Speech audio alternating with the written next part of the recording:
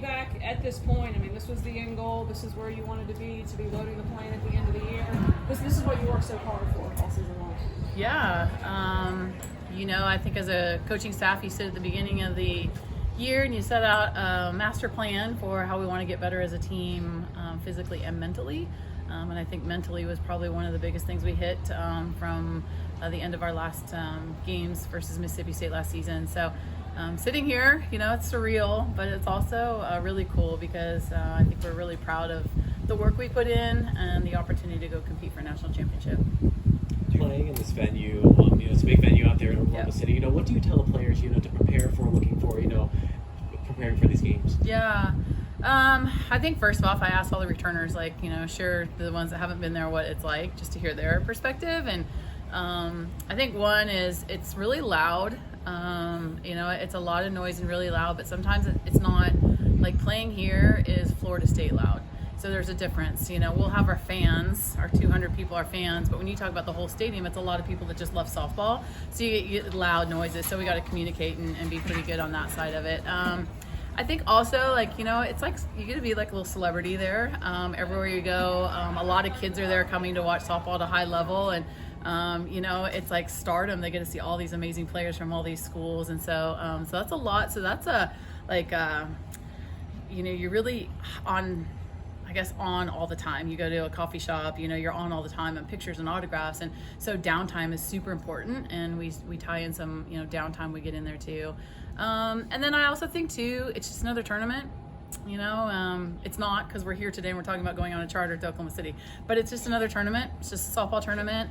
There's nothing different than what we've been doing all season long. So if we can stay grounded in that, and that comes from the trust you built with your teammates. So the minute it gets pretty big, can we just look each other in the eye and be like, man, it's just another ground ball, fly ball, and a runner at two, and keep it that simple. How beneficial is the familiarity with Oklahoma State? The fact that they're for you? Yeah, it's very beneficial to have played teams already and played in the state of Oklahoma already. But we're a different team than we were when we played them. They're a different team now too. So I think that the fact is we've gone through this gauntlet of a season, and now we're prepared for anything at this point. I think the familiarity for Oklahoma and Oklahoma State is they play at that venue quite a bit. They play the Big 12 tournament there. They play regular season there. So it'll be really comfortable for them. It may take us a while to feel out the fences and feel out things because that is a different environment. But when it comes to competition, I think it's more what we do and then how we're going to do it against teams that maybe we've already seen. You mentioned the crowd. I mean, you're going to get a taste of that right off the bat because you mentioned it. It's kind of it's not as much of a home game as it is for Oklahoma, but it's still a home game for Oklahoma State. Yeah. Is that something that you just? I'm sure you'll talk about it, but until you're in it, you're really not. They're not going to really understand what it is. How do you address that with the team? It's what you play for. So you want to be in these environments. You want to be in the biggest thing is it's 2 layers, so it's almost like a football stadium. It echoes, so that's going to be a little bit, unique. But we've played some great environments. Clemson was a great environment. Vautech was a good environment. Like we've played in some heavy fan yelling and big game moments environments. And I don't know if much more other than playing super regionals at our place with our fans. I mean, it was extremely loud and electric. So we've been in a lot of really good moments that we can rely on. How far ahead have you scouted, pool opponents like a Washington or Utah? Yeah, nitty-gritty scouting, not yet. That'll be more probably tonight, but over the weekend there was a lot of watching games of all the teams. So I wouldn't say I'm very familiar with all the teams. Our players are too because they were able to sit home on Saturday and Sunday and watch some games also. But the actual nitty-gritty will be a little more detailed tonight, tomorrow. Coach, how important is game one? I mean, if you get that game, you get the day off, you get to set up your pitching staff, the way you want it. How big a deal would be to get that game? I mean, we have not done it that way, so all of ours have been a loss. So I don't know, honestly, what game one winning is like. But statistically, it's huge. Rest is huge. All those things are huge. But I don't put extra pressure on that. We got to go play the game, and whatever happens from there, we go. And probably the great thing is we've had a lot of experience losing game one and getting in fight mode and getting after even winning a championship. So I think when you look at numbers, you're like, oh man, if you lose a game, where are you going to be? Well, we've been there. So we know that we can fight and then come out of it. And so I don't put a lot of pressure on that. But obviously, statistically, that's a huge advantage to win game one. And talking about the time slot that you guys, I don't know if it makes too much of a difference, but there was the 12 and then all the way to 9:30. You guys land at the 7. Is that going to benefit you guys anyway, or I guess how are you feeling about it? Yeah, I mean, night games, sometimes are tough because what do you do all day long? So you've got to manage your nervous energy at that point.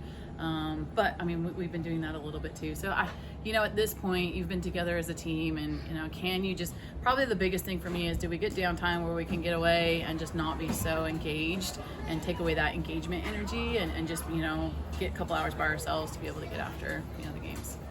Coach, you mentioned the fan Squad. Yeah. He is so cute. He can fit in that backpack. I know. Yeah. It's bigger than him. Yeah. You mentioned the fans. I mean, electric atmosphere in Tallahassee. You guys have had such a good turnout in OKC when you've been there. Even the boosters today to make this trip possible. Just to Florida State fans, just how thankful are you to have this fan base behind your back? Yeah, I mean, extremely thankful for our community. Our fan base is incredible. There's a Florida State fan base, and we have a community. And I joke about family being a core value and really important to us. But it is a lived value here. It is something that when we go visit TMH or the fire department or whatever it might be, everyone feels so invested in the games. And everyone, I get so many random emails of like, oh man, Georgia's knocking out the lines, tell the umpire. Everyone's so invested in things, and I love it. I think it's so awesome. So to me, that's what college sports is all about, and we're able to have a fan base in our hip pocket, and it's not judgmental. It's very everyone enjoys softball, and they enjoy the girls, and they enjoy the environment. So we're very lucky for that.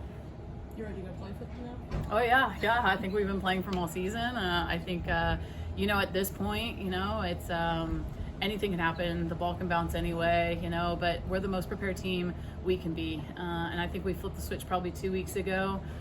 Everyone's all in. Doesn't really matter how it happens. I mean, you could see Autumn Belvi and Amaya coming off the bench and getting 60 feet, and there's an electricity about it, So everyone knows their role. They're ready to be, all they need to be for us.